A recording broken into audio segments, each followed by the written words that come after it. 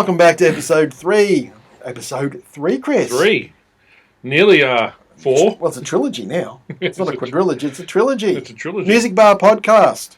Welcome back. Welcome back to the bunker, the music bar, because Chris has made sure... Actually, is there white whiskey? Is that... Yeah, Jim Beam in America made a white whiskey called Ghost. That's a bottle that I bought over there. I had 2. I drank one over there and I bought one back. You can't make... They don't have it anymore. So you're not going to even open that? No, not right now. Not for a long time. So you really brought that in there. And you bring all these bottles in here and you're not even going to say, Dan, have a try of this. No, Mind you, when we're recording this, though, we actually have to drive here. So. Yeah, we have to drive here, so we can't really drive home after drinking that, but that would never be open. Is that for your child? Is it, here, this I leave you on my deathbed, my it's worth at least $7 now. You may open it. That might be the one. If you listen to the podcast, you have no idea, but if you're watching us on YouTube, you'll see that we got books here. We've got some music books here. I was trying to go through and find mine, but I couldn't find any, so I'll have to see what I can do. I don't know if you can see them. We'll probably go through them one day and point them out. We should actually recommend a book every now and then. Yeah, I've read a lot of them. I've read a lot of them too. I haven't read one for a while because they were all starting to sound a bit the same. Yeah, I understand that point of view. Yeah, they're all. And if I'm a fan of the band, I'll listen. I'll buy one. Some of them have been beauties. Actually, last podcast we discussed the Chili Peppers. Oh yeah, and one of my favourite books was actually Anthony Kiedis. Everyone says that. I've got that at home. Yeah. Everyone says that's an amazing book. He had a pretty messed up young life and everything. But if you want to listen to read a good book, then I recommend Anthony Kiedis from Chili Peppers. It's pretty good. As long as he doesn't write how he sings. No, I don't think he actually wrote it, so it's all right. Hey, we got to thank everybody for listening. Again, because I tell you what, the numbers are going up, Chris. Numbers are going up. Comments are going up. Oh, I love that. Interaction is going really well. So thank you everybody who subscribed again and put some comments below in our YouTube and Instagram and followed us on Facebook. It's been really, really good. I tell you what, I've never been so addicted to social media in my life. I'm trying to get that gratification of someone. It's a full-time job, isn't it? Oh, it is indeed. But, and for the nasty comments, well, that was me. Yeah, I know. I just texted you. Who's that guy? I was just texting you. Who's that guy who thinks he knows what he's doing? The bald guy. No, the one on the right. No, the one on the left. Chris. But yeah, thank you, everybody. And thanks to sponsored by Chaos Studios. Yeah, Chaos it's been Studios. Really, really good. Yeah, Kev here at Chaos Studios. And your mate, where you do your review. Oh, I do reviews for wallofsoundau.com. Yep. So watch out for that as well. Yeah, absolutely. Go listen. Go listen. Oh, have it. Not right. Read it. I read. Actually, use your eyes, your peepers, and read them. I try to write an entertaining review. I try to. Try. But yeah, no, thank you. Yeah, thank you very much. Now I'm looking over here at these books because one just piqued my interest just before we pressed record here, Chris. And that's the Heroin Diaries. Oh yeah, Nicky Sixx, because he's just written another book, 21 or something like that, which is his life before. The Heroin Diaries. And he had one in between, which is all about photography he did. Yes, the photography one, yes. So that has now become a Broadway musical, or has been... Yeah, I heard that. Now, this is a pretty heavy book. Yeah. If you ever read this... Take it out. Here we go. I've read it. If you ever read this book, Nicky Sixx and his Heroin Diaries, it is pretty much... him writing in his journal every night. Yeah, look, he was a real journal keeper. That's a real discipline. For someone who was smacked out like he was, to keep a journal at the same time. Yeah. That's a big thing for somebody. And it's still in the journalistic... In the journal form. Journal form. And I love all the comments that come through. Yeah, I haven't looked at this for a long time, but yeah, all the comments from everybody. Of course, Vanity, who was one of Prince's girls, was his girlfriend at the time. Yeah. And she was just as strung out as him. And she died a few years ago now. And but yeah, she became a born-again Christian. And all the comments she has is like, God's love will find its way to you, Nicky, and all that. And being a recovering addict, one of the things, because he's a very, very much an advocate of the 12-step program, is it's all about finding your higher power. But I noticed Nicky's writing this new book, and he's in a log cabin. He Oh, lives. really? Yeah, he lives as far away from LA now as he can. I think. Yeah, he that's moved to the countryside. Yeah, the Idaho Mountains. Mountains. Yeah, Yes, and he's got I this saw log that. cabin, and his new daughter. None of them are being brought up in Hollywood or No. anything like that. So No. How old's his daughter? Would be 2? something like that. Yeah. Something like that. Because this is wife number 3 or 4 for him. I can't keep track. I don't know. The guy's found love, and I am. Oh no, it's number 4 for Tommy. It's number 3 for Yeah. Nikki. Yeah. Hey, he's found I love. think Tommy actually sold his house recently, or was going to sell it and move as well. Oh, was he? Yeah, I think so. I remember seeing that recently. Do you know Tommy's friends with John Travolta? Really? I thought that was hilarious when I saw that. There's photos of John Travolta hanging out at Tommy's house. They're smoking cigars. And, No, really? yeah. Well, they probably live in the same neighbourhood. Oh, I think they do. I'm sure. But the thing is, like, he'd probably be a fun guy to hang out with. Probably. Yeah, well, he's single now, so he's probably got a lot of time. Who, John? Hmm. Oh, I meant Tommy. Oh, Tommy, yeah. No, he's Tommy'd a be fun guy, I'm sure. Tommy would be a fun time. Yeah, he would be. Tommy would be a very fun time. Or, Yeah. you know, well, he did call his book Tommyland or something like that. Well, his album was called Tommy Lee, wasn't One it? of these albums was called that. And he yeah. did that TV show. Remember when he went back to school? Oh, Tommy Lee Goes to College. That was the most contrived thing you've It ever was really seen. funny. It was funny It was because you funny. knew it was going to be funny. Yeah, yeah. And well, now the Tommy and Pammy TV show that's coming out. Have you seen? You have not seen all that. No. Wow. Okay, so the company Hulu are making the Tommy and Pammy story. Right. Yeah. Sebastian Stan is playing Tommy Lee, Mhm. and I think it's Lily Collins, Phil Collins' daughter, is playing Okay. Pammy. Okay. They both look great, as they do. Yep. You know, they all have to look great for this, and it's basically about when they got together, and then the sex tape got released Right. all those years ago.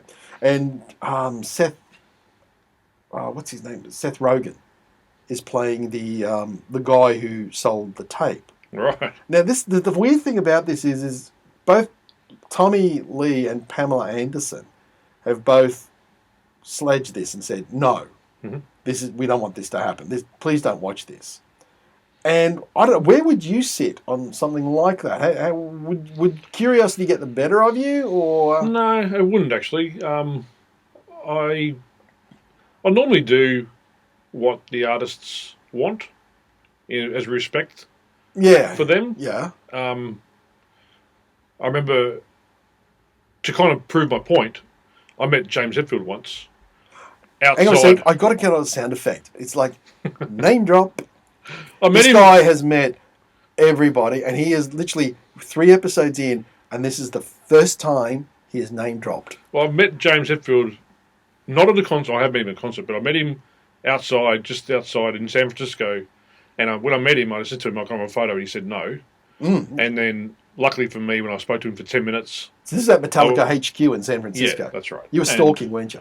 A little bit, Yeah, a little bit. not knowing what was going to happen, but And you're not a small person, Chris. no, I was hiding behind a tree. No, I wasn't. I was just standing there, and he came out. But my point is, I didn't get a photo with him. I talked to him for 10 minutes. I went back to the car because we hired a car, Lexi, my partner, and I, and Lexi had taken some photos. And out of respect for what James said to me, as in no photos, just have a chat, I've never put those photos on social media except for where friends can see it. Yeah. So I didn't go put them on Instagram where it's public. My Facebook is only private, so people saw it. But I would never do that. And it's the same with this Tommy and Pamela thing. If they don't want people to watch it, I won't watch it. Well, the thing I think about it too, they both got adult children. Yeah. Those two boys were little when all that kerfuffle was going around. Yeah. You imagine seeing a tape I know. where your mum and dad are having sex on their honeymoon. Do you watch The Hills? No. No. Why? Was it my mum and dad on there? The Hills is on The New Beginning, which is a new show they came back with after the original. All right. Brandon Lee's on it. Oh, Brandon Lee, yeah. So that's the oldest of the That's right. Tommy's kids. Yeah, and he's that's only 25, 26 years old or something, but he seems a little bit messed up already. Yeah, he's got So problems. Those I'm boys. sure yeah, if a yeah. video came out of his parents. Yeah, I think that's probably. They've got this. I mean, I reckon growing up in LA and Hollywood would be weird. Yeah. Especially on the kids when your parents are incredibly famous. Especially that famous. That famous, yeah. Like, out of those two, Pamela is obviously the most famous. Oh, yeah, maybe. I think it have to be. Yeah, Not saying Tommy's not, yeah. but everybody knew Pamela Anderson. Not everybody knew who Tommy Lee was. No. So, Yeah, she was the biggest and hottest thing on planet Earth yeah. in 1992 or 3 or Yeah. well, 4, 94. And she played Heidi originally in Home Improvement. That's right. And then when she went from Home Improvement into Baywatch, the world changed. because Baywatch was the most popular show on the planet. On the planet. Everywhere. Everywhere. Yeah. Because I remember looking up something on because I was always keen, get the Guinness Book of Records is out, I'll look it up. Most popular TV show. Baywatch. Yeah. Yeah.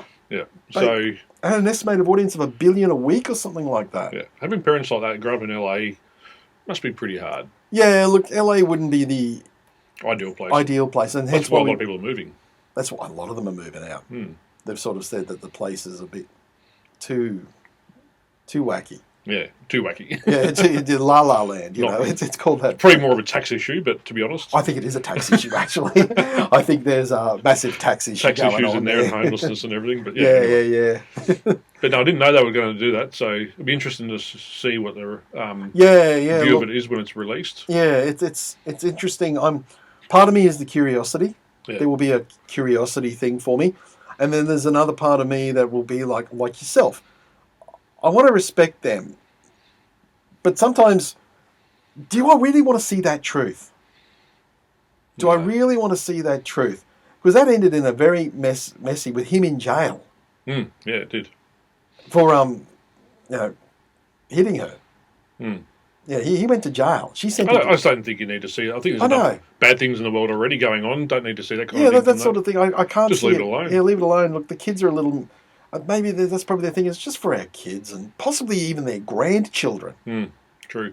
That it's probably bad enough that it existed in the first place. Yeah. They never meant it to go public. No, and if you're going to go and watch it, I recommend not. I recommend go and watch Dirt instead. Yeah, because they all got behind Dirt. Yep. They wanted Dirt to be made. Yep. That's a movie, for those who don't know, about Motley Crue starting out and doing what they did.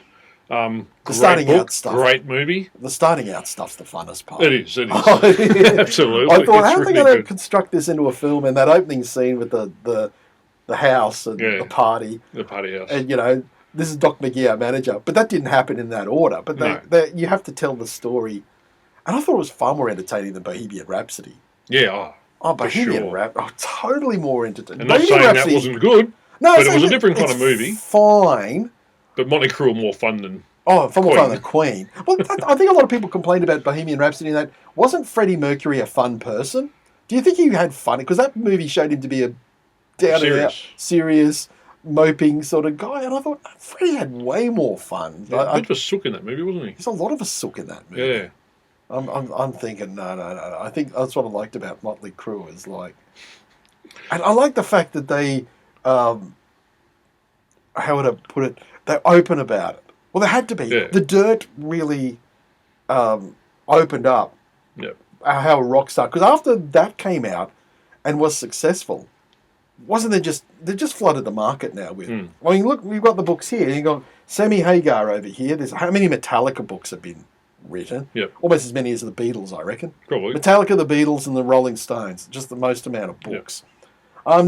Nicky's just producing books now because he must be going to therapy and doing something regressive because if he's remembering back to when he was 21 years old, there's a lot of story there for him. There's a lot of story there.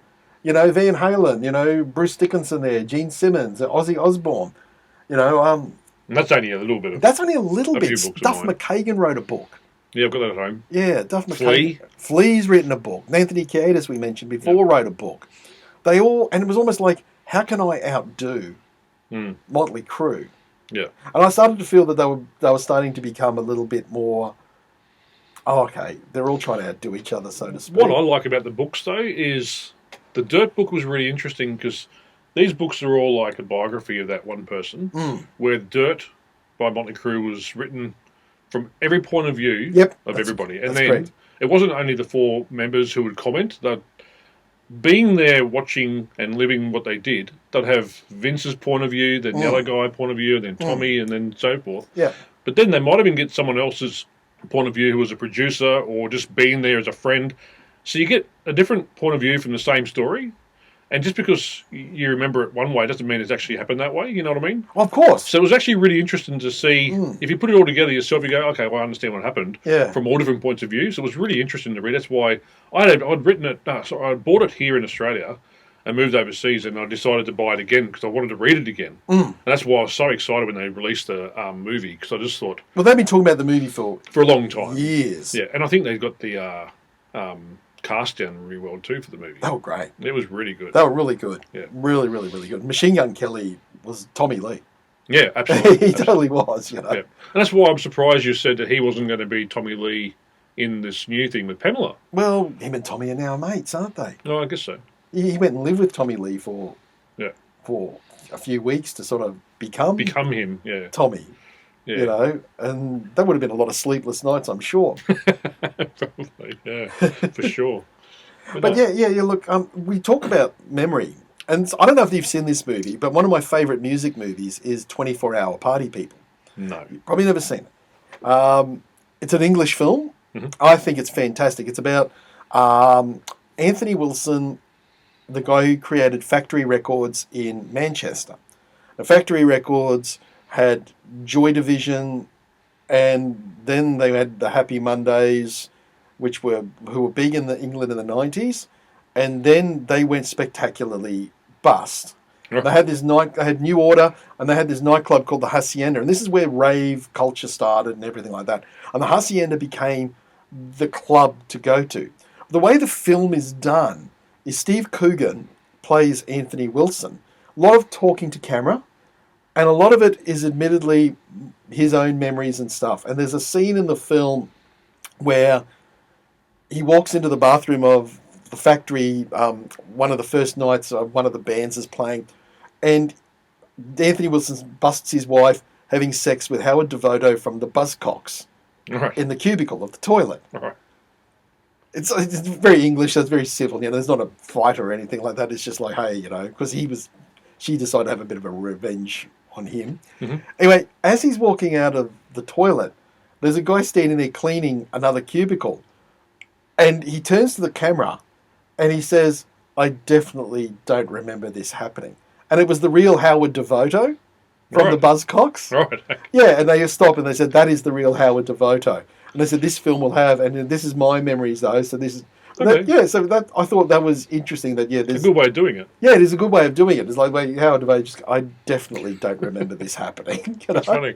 Yeah. That's a good way of doing it. Yeah. So that's what made me think. And they both came out at the same time, 2001. Yep. There was this, obviously, the truth in it. Because the thing with autobiography is it's your perspective. As you said, it's your memories, your recollections of it. You know, I'm sure Sammy Hagar's book, Red, which I've not read, I'm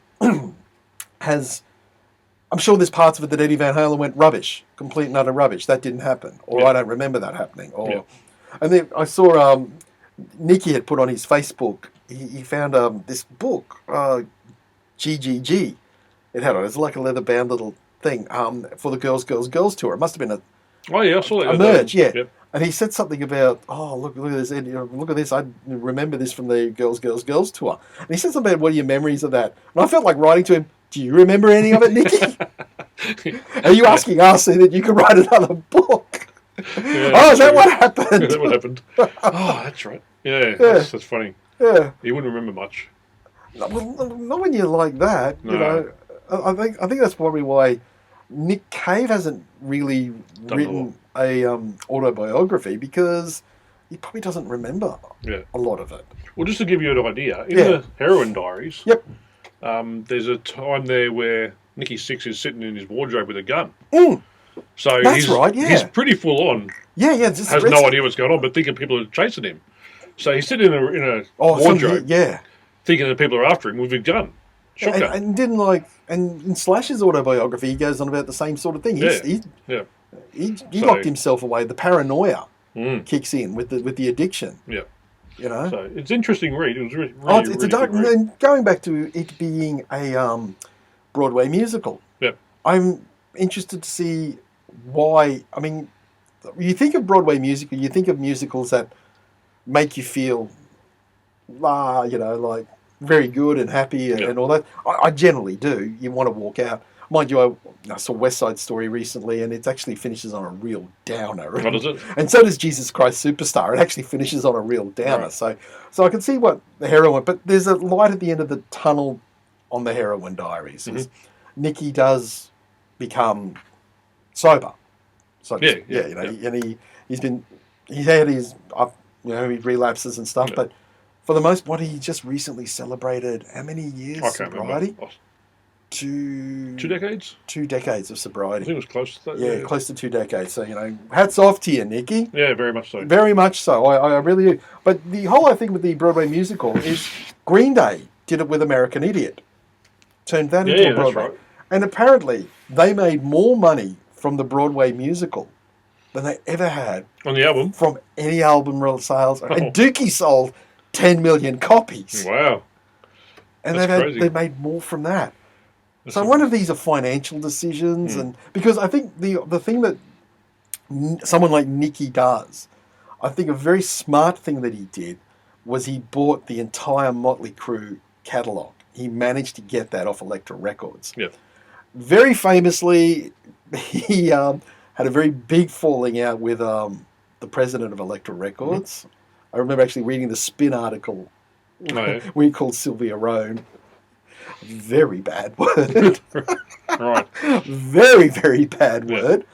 And he managed to get the entire catalogue off him. And this is probably at a time, I think we might have talked about it a couple of podcasts ago, where he, the hair metal kind of scene in the early 2000s was dead as anything. Yeah, absolutely. No one wanted, it was a laughing stock. It was, it was basically relegated to, in America, they were performing around carnival fields and stuff like that. They were doing Poison were doing the not the carnivals, the fairground circuit. That's what it was relegated to. And Vince Neil was doing solo shows in tiny little clubs. And Nicky very smartly got a hold of all the Motley Crue and he controls the entire thing now. Yeah. That's why what he says goes. He's a smart guy. For a guy who has done all that stuff, he still had a brain in his head. He did. He was going to do something. That guy was a guy who was going to do something. He's like the Lars of Metallica. Mm-hmm. He's kind of controlled Metallica. There's always got to be someone in the band that does that. Yeah, and Nicky's done that since day one. Yeah. Pretty much. Gene and Paul in Kiss. Yeah. Yeah, there's always got to be that person. Otherwise, you're just a bunch of... You've got to have someone with direction. I mean, Mick Jagger's the guy in the Rolling Stones. Right. Apparently, he took control of the Rolling Stones very much after the Altamont Speedway incident. I don't know what that was. Oh, you don't know? No. Chris, oh boy. It was a very famous incident back in December 1969. A lot of people say that and the Manson murders was kind of the end of the 60s. The Rolling Stones, in a nutshell, the Rolling Stones put on a free concert at the Altamont Speedway in California, in San Francisco. They originally wanted to do it at Golden Gate Park. Mm-hmm. They had done a big free concert in London, and because the anti-establishment of the 60s and everything like that, in London, at Hyde Park, they hired the Hells Angels. As security? As security. Oh, wow. But the English Hells Angels, everything went fine. It was all of peace and love and we love you. Diet Coke, we love you. And anyway, they decided they wanted to do the same thing in America. Different group of guys. Different group of guys. They did this show. There's a brilliant documentary called Gimme Shelter. It's not easy to get. I had to get an imported copy on DVD. It is unbelievably good.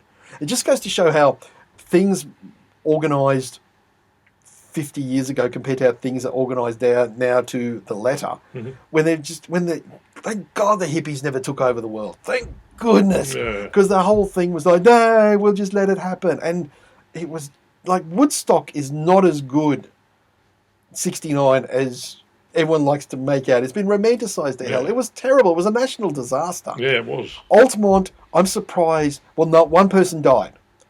At the original? At the Altamont Speedway one, not at Woodstock. Oh, right. At the Altamont. But he was killed by Hell's Angels. Oh, really? He was beaten to death right in front of Mick Jagger. You see it on the screen. You see it, and you see the look in Mick's eyes because he's playing Sympathy for the Devil at the time, and you can just see him looking out of the crowd and just thinking, "What?" And he's trying to then goes back to being Mick Jagger, and then Keith's just getting on the mic. You stop that! The Hells Angels apparently just roared in. There's 500,000 people showed up to his free show. The Hells Angels rolled in on them Harleys right up to the front of the stage. And basically these pool cues. Sort of pool cues. Oh, wow. Yeah. And apparently this guy pulled out a gun. You can see this fella, he's dressed in a green suit and he's really, you can see there's real attention on him. And apparently you could see it looks like a gun. He's pointing it at Mick. And they just beat this guy to death. Wow. The support acts were like the Grateful Dead just weren't going to go on. Jefferson Airplane went on, and one of the Hells Angels got up on the stage and beat Jordan Kokoma unconscious. The Grateful Dead went, "We're not going. We're out of here. We are out of here." It's ugly, man. I didn't know this. Yeah, you didn't know this. No. So, I've actually lost the track of where I was going with that. I just thought I'd tell you about what was I talking about? Before I started, because I was using it as a comparison. Mick Jagger. After that, Mick Jagger decided that was when he was going to, because the documentary just shows that they're all peace and love, and that was the moment Mick went, nah. We can't do it. It's a disaster. Yeah, wow. And speaking of which, I want you to, because I want to talk about it, on HBO I've just released this documentary on Woodstock 99. Yeah, wow. Yeah. I mentioned that before. I watched that the other night. I want to talk about that, but after you watch it, because after I watch it, yeah. Oh, you said it was really good. I'm looking forward to seeing it. Crazy. Yeah. Absolutely crazy, and just think. I can watch it on Binge, and you said something else. Foxtel, but Binge, yeah. Just watch it. It's just such a. It's a shame that those kind of there's still festivals out there, but obviously they've been cancelled, a lot of them. But yeah, I've been to a few festivals. I don't think you'll ever have another Woodstock. God, I hope not. No. You really go through these. Watch the doco and you'll see. But yeah, look, my last festival I went to, honestly, was the Big Day Out in 2000. Oh, wow. And I didn't have as good a time as I should have. And when you consider that was a couple of months after Woodstock 99, I sort of drew the comparison. And I thought, I can sort of see there's a difference in the culture. We will talk about it, but I used to love going to festivals. But as I got older, and I suppose as you're getting older, I just felt, I don't want to stand in the hot sun with a bunch of people. You're getting old, man. I got old very quickly. That was the one that for me, I just went, I just don't enjoy these as much. However, that was the show where I went and saw She Had. Right. Because I always wanted to see them. And I went and saw them, and they blew my mind. And I still remember one of the best live acts I've ever seen was She Had. Yep. So, yeah. I will listen to the new album. I'll listen to that. Listen to the new album. And the last album before that, Five Eye.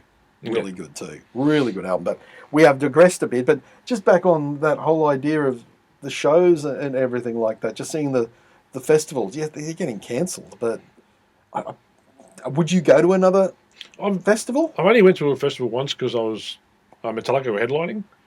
That was a Big Day Out, wasn't it? No, this is in England. All right. Because they headlined Big Day Out one year too. Yeah, and that was on the Gold Coast here in Australia. I didn't go to that because they played their own concert a couple of days later in Brisbane. That's right, they did too. So I went to that instead because I don't like spending all the money for a festival to see one band play for a short list and then all these other bands I don't know or don't really want to see. So I just spent the money on their actual concert and went and saw that instead. I've never been to a Big Day Out. All right. Ever. But I went to the Reading Festival in England to watch them play. All right. Slipknot was meant to play as well, but they cancelled. But Tenacious D played before Metallica. I saw Tenacious D live. And they were actually really fun. They were fun. Me and my wife went and saw them, and they were so much fun. Yeah. To see them play before Metallica was actually quite interesting. Yeah.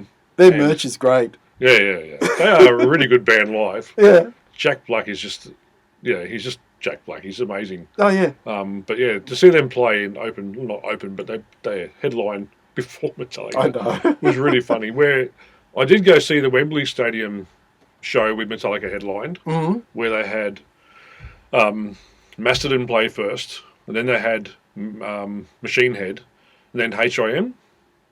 Yeah, they're big in Europe. HIM, him. Him, yeah. And then Metallica. And after... What do you think of him? I didn't think of him. Okay. Anyway. They're from Finland, I think? Yeah, something like that, yeah. And I felt sorry for them because as soon as they came on stage, they had all the fans from Machine Head still standing at the front waiting for Metallica. Oh. And then Machine Head fans are pretty full on. Yeah. And Metallica fans are pretty full on. Yeah. But to get the mix of them, HIM just got bottled. They don't do that in England. They bottle. They bottled. They bottle you. Like anything that had was a cup or had anything in it was thrown at them. And I was standing there watching going, I feel sorry for you guys. If I was you, I'd be getting off stage. Their guitars and everything was getting drenched. But they still played. They played a shorter list as far as I remember. I remember reading a Kerrang magazine once. They were talking about the Donington Festival or something like that. Yep. And who was the most booed person at Donington each year. And they did this whole poll. Who would you saved your cup of piss for? Because apparently that's a real thing in England. It is. They pee in the bottles and then peg the bottles at the stage if they don't like the band. Yeah, and that's what I reckon a lot of that hit them was that urine, most likely. Because I remember seeing on Faith No More doco, when they were supporting Metallica and Guns N' Roses on that big tour, Faith No More, and they were just getting pelted with bottles of... And apparently Mike Patton used to open them up and just pour them on him. He just didn't care. I mean, it's gross. That's so disgusting. That's so disgusting. And when But yeah, I just think HIM should never have been on that stage with them. Oh. It's the wrong crowd. And especially for Machine Head fans, it's just the wrong people. But yeah, it was actually really interesting. It's fun to talk about. Absolutely. It's good fun to sit back and watch. I remember reading that thing about Def Leppard when they were huge with because Pyromania was massive in America. And they came back to England and they just got pelted with bottles of piss. Really? At Donington or something.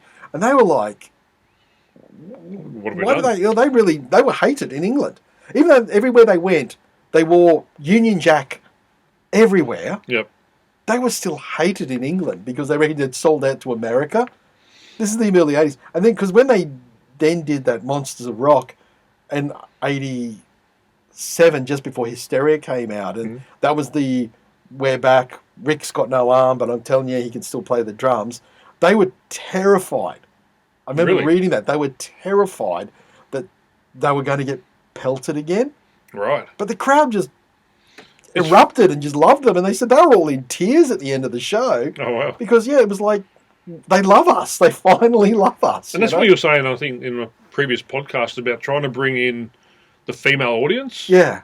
Bon Jovi did that. Yes. I think Def Leppard obviously did that back in the day, especially with Pour Some Sugar on Me. But they were all good-looking boys, too. Yeah. They were good-looking. And so it worked. I think what is in that Metal Evolution that Sam Dunn did, the TV series, someone said, like, if you actually went to a laboratory to build the perfect rock star, it would be John Bon Jovi. Oh, really? Yeah. He's looking like an old bloke now. I know someone who's watching this who's going to be really happy to hear that. You know who you are. But yeah, they're a good band and they did really, really well. Mm-hmm. And they just had their looks helped them, I guess, grab that female audience, which boosts sales. And like I said before too in the previous podcast, you can go listen to one song and the other guy, the partner, might go watch 5 songs. Bon Jovi had still go. Bon Jovi had that massive crossover, didn't they? Yeah. They had the big sing-along choruses. Yeah. He was a good-looking boy. Yeah. And Richie can just play the guitar like... Well, they were all really good musicians. I've seen them play before, and they were really, really good. They were really good. They know how to hold an audience. Mm. And he's a great frontman. He knows what he's doing on stage. Yeah, he is. And that's, I think, Def Leppard did the same thing when they toured a while back. They could do the same thing. Mm. So it's just all those people who used to like them are now coming out of the woodwork to go watch them again. And it's just, why not? You can. Speaking of frontmen, I did actually want to talk about this one. Okay. Gene Simmons and David Lee Roth. Oh, yeah, interesting. Gene Simmons said something... Bit of a battle. Bit of feud, bit of beef going on between these two. Gene, who's in his 70s now, Yeah. has said that, David Lee Roth is not the frontman he used to be.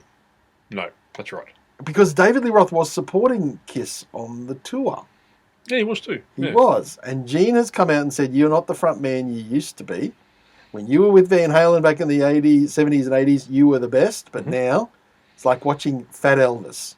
He said this to David Lee Roth. It's strange that Gene would say that to David, because David's one of the fittest guys on the planet. Yeah. He has always been into martial arts. He's always done a lot of rock climbing and that kind of thing. Even now, I've seen Van Halen play twice now with David Lee Roth, and he is just fit. I don't know how old he is. He's in his 60s. He's in his late 60s. I mean, when you're thinking Gene Simmons is in his 70s, 72 now. But I don't know why Gene would say that he's not the front man he was, because we all know he's not. Well, he's not a 20-year-old jumping around on stage, because no one is. I saw some video footage on YouTube the other day of David Lee Roth on the 1984 tour. Yeah. It's incredible. Yeah, the guy can't stop. He's like the Energizer Bunny. He's a mixture of cocaine and bravado. You know what I mean? He was the best frontman on any band back then, and he took it to a new level. Oh, and no other frontman's ever done it. Oh, look, since. No, and the only one, there's not many that can hold that audience, but not so much he held the audience. You just couldn't stop watching him. Yeah, exactly right. You know, he was this entertainer par excellence. But Gene has come out a lot lately and said, we are the hardest working band for Kiss. And he said, Rolling Stones just put on, clothes. Basic clothes. Clothes. We come out in costumes and I thought to myself, that's actually true. For someone who wears a costume at a job where I wear a full mask and big suit and everything. Makeup, and makeup and stuff. Yes. Yeah. And I have half hour on, half hour off. Kiss are on stage for 2 and a bit hours. Yeah. In heels. In heels. Because that guy's shoes he wears, those platforms are at least 6 inches. That costume would be heavy. Mind you, I also think when they first started in Kiss, and their costumes would have been made in something different, which would have been a lot heavier, this day and age, their costumes would be made in the lightest material possibly known to man. Oh, yeah. Because they could afford to do so. They can afford to do so. So it's probably not as heavy as it was back in the 70s and 80s and even pretty early 90s, but it is still a full costume. And the thing is, they're not... It doesn't mean you're the hardest working band. No, but it seems like... Yeah, it's just like this dick measuring contest in a way, isn't it? I know. His ego's always been a problem for me. Oh, look, they have egos. Pardon? Those rock stars have such massive egos. Yeah, I understand that too, but I just think that Gene he thinks he is it. Always has. Always has. Always has. Like, it's funny, he's bagging out David Lee Roth, but he was actually the first to discover Van Halen, tried to get him a demo, didn't work out, and now he's saying you're not like you used to be when you were 20, 21, whatever, That's a bit crazy for me. In saying that, though, well, I remember watching that video footage from the show they did in Australia before the one you saw in LA. And they had the one they did in Sydney with David Lee Roth. And I was thoroughly disappointed. With Wolfgang as well? Yeah, I was disappointed in Dave. He was talk sing. Yeah. This whole talk sing thing he does. It's like a spoken word, really, isn't it? It's like a spoken word show with Van Halen playing behind him. And he does a couple of little kicks. What year was that? Which is fine.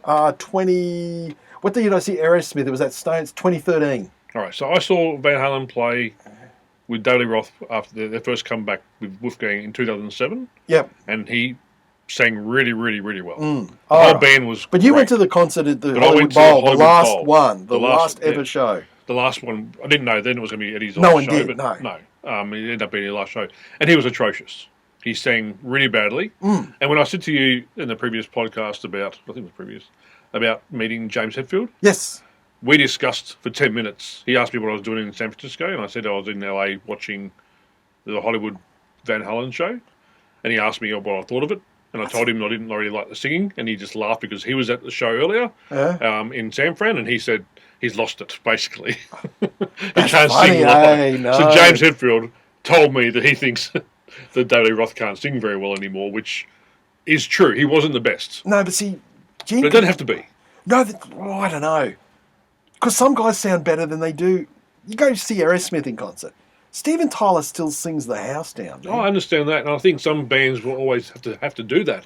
But when you have Van Halen who don't do anything, any Van Halen fan are going to come out and just want to watch it to see them live. If it's not the greatest, I don't care because it's like we finally get to see something.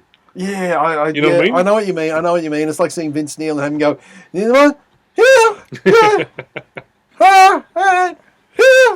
You know, it's either that or nothing, you know? Yeah, and with Van Halen, with so many gaps in between what they do, it's finally they're here. Let's just go. But is that the thing, though? Are we so into the nostalgia of the show?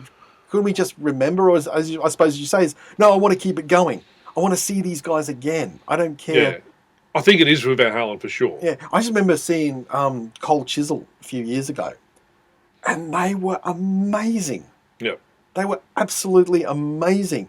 Jimmy Barnes was just singing. I think he sings better now than he ever did. But I always found that he's one of those entertainers that you didn't know what you were always going to get with Jimmy Barnes. He was either going to be really, really, really good or really, really, really poor.